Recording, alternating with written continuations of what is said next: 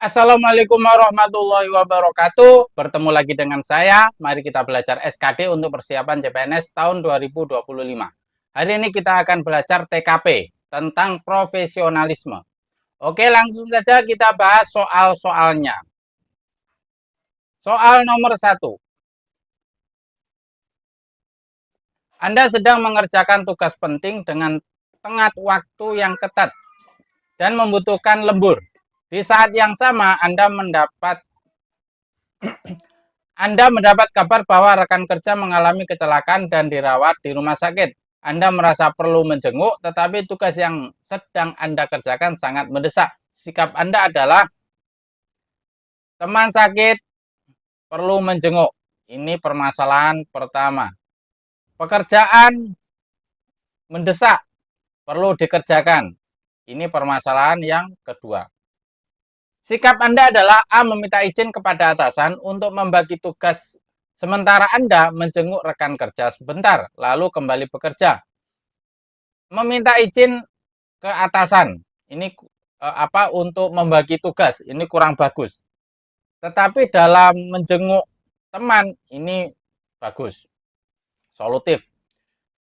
B. Tetap bekerja dan menyampaikan pesan dukungan kepada rekan yang sakit melalui rekan lain yang pergi menjenguknya.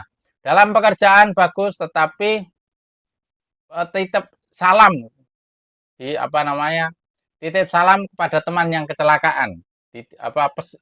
Inilah pesan dukungan kepada rekan. Ini minus, kurang bagus. C. Segera pergi menjenguknya dan pekerjaan masih bisa dikerjakan nanti setelahnya. Menjenguk menyelesaikan masalah, solusi, tetapi dalam pekerjaan ini seperti meremehkan pekerjaan. D. Tetap fokus bekerja karena tanggung jawab pekerjaan adalah prioritas.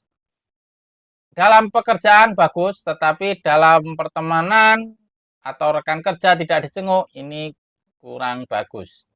E. Menyelesaikan tugas terlebih dahulu, lalu mencari waktu untuk menjenguknya. Ini menyelesaikan tugas, ini solusi dalam pekerjaan, ini solusi dalam menjenguk. Berarti untuk poin 5, jawabannya adalah yang E.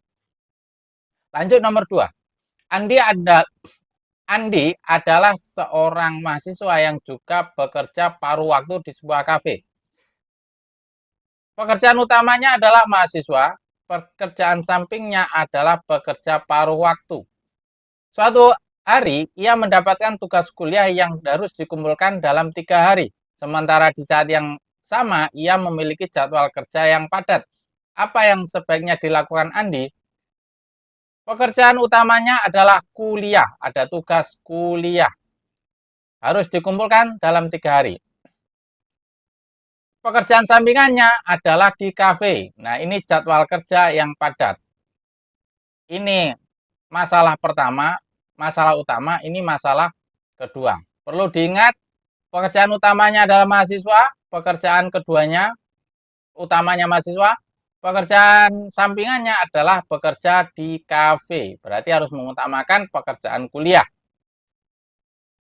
A. Mengurangi jam istirahatnya untuk menyelesaikan tugas kuliah.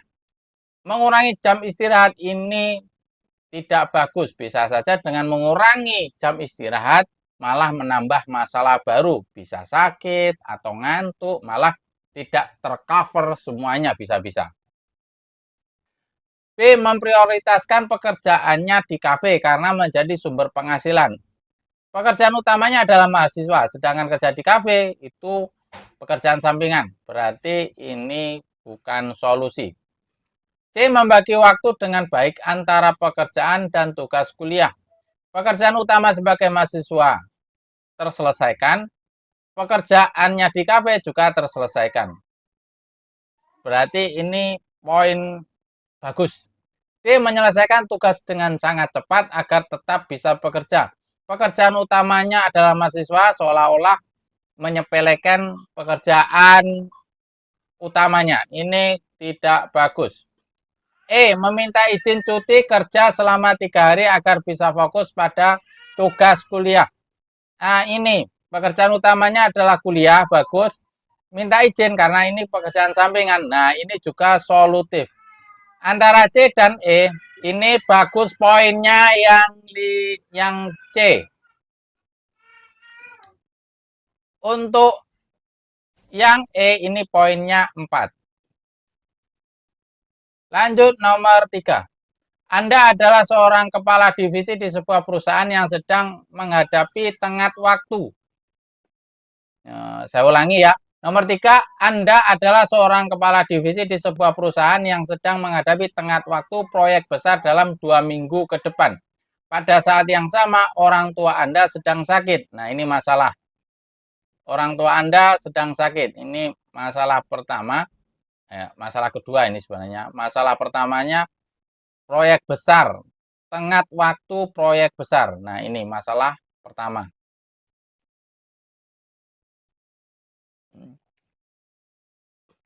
Pada saat yang sama, orang tua Anda sedang sakit dan membutuhkan perhatian lebih dari Anda. Tim Anda sangat mengandalkan bimbingan Anda untuk menyelesaikan proyek tepat waktu. Bagaimana Anda menyikapi situasi ini? A. Mengajukan cuti penuh untuk merawat orang tua meskipun proyek sedang dalam tahap kritis. Oke, saya ulangi ya. Nah, saya ulangi.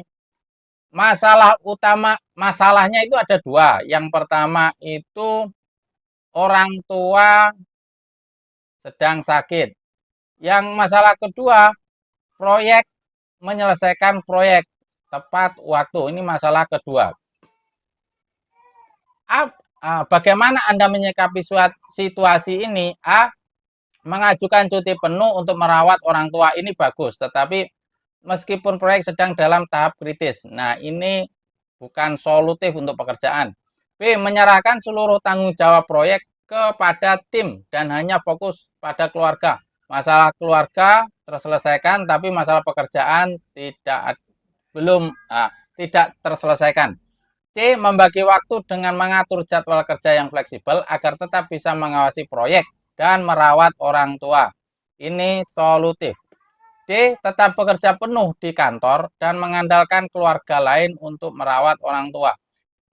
Merawat orang tua ini bukan solutif, tetapi dalam pekerjaan solutif. E. Mendelegasikan beberapa tugas proyek kepada anggota tim sambil tetap memantau perkembangan proyek secara berkala. Ini solutif.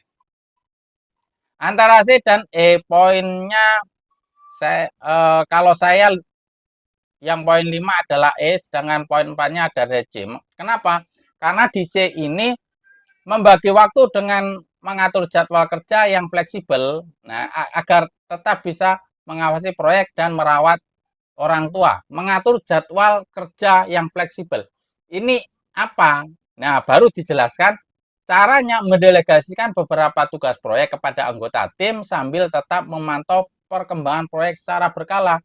Kalau yang E ini sudah spesifik, sedangkan yang C ini tidak dijelaskan caranya bagaimana. Nah, yang ini sudah dijelaskan caranya. Kalau C belum. Jadi poin 5-nya adalah yang E. Lanjut nomor 4. Anda bekerja di sebuah perusahaan rintisan, startup, yang sedang berkembang pesat. Suatu hari, atasan Anda meminta Anda untuk menyelesaikan tugas tambahan di luar tanggung jawab utama Anda. Masalah pertama, menyelesaikan tugas tambahan. Masalah pertama. Anda sudah memiliki jadwal kerja yang padat. Ini masalah kedua, jadwal kerja yang padat. Tetapi tugas tambahan ini berkontribusi langsung terhadap kesuksesan perusahaan. Apa yang akan Anda lakukan? 2 masalah. Tugas tambahan dari pimpinan. Yang kedua, jadwal kerja yang padat. Dua masalah harus terselesaikan. Bagaimana caranya? A. Menolak tugas tersebut karena sudah memiliki banyak pekerjaan dan tidak ingin nambah beban kerja. Tugas dari atasan tidak terselesaikan, hanya pekerjaannya yang terselesaikan. Berarti ini bukan solutif. B. Menerima tugas dengan syarat mendapatkan tambahan kompensasi atau waktu kerja yang lebih fleksibel. Ini ada tawar-menawar, seolah-olah ada tawar-menawar dengan pimpinan. Ini bukan solutif. C. Berusaha menyelesaikan tugas utama terlebih dahulu, lalu melihat apakah masih memiliki waktu untuk tugas tambahan. Ini ya baguslah. Kita lihat pilihan yang lain. Menerima tugas dengan antusias dan mengatur ulang prioritas agar semua pekerjaan bisa selesai. Tugas dari pimpinan dikerjakan, kerjaan utamanya juga dikerjakan. Ini solutif. Menyarankan agar tugas tersebut diberikan kepada rekan kerja yang memiliki lebih banyak waktu luang. Menolak menolak perintah pimpinan. Ini nggak bagus. Berarti C dan D ini bagusan yang D. Poin 5-nya di D. Poin 5 ya. Lanjut nomor 5. Suatu hari, Dina yang bekerja sebagai staf administrasi menggunakan printer kantor untuk mencetak dokumen pribadi dalam jumlah banyak tanpa izin. Akibatnya tinta printer cepat habis dan printer mengalami gangguan sehingga tidak bisa digunakan oleh rekan kerja lainnya. Sikap Dina seharusnya adalah segera lapor kepada atasan, mengakui kesalahan, meminta maaf, dan menawarkan untuk mengganti tinta printer. Ini ada empat. Segera melapor atasan, mengakui kesalahan, meminta maaf, dan menawarkan untuk mengganti tinta printer. 4. B. Lapor kepada atasan, meminta arahan, dan bersedia. Lapor ke atasan, 1.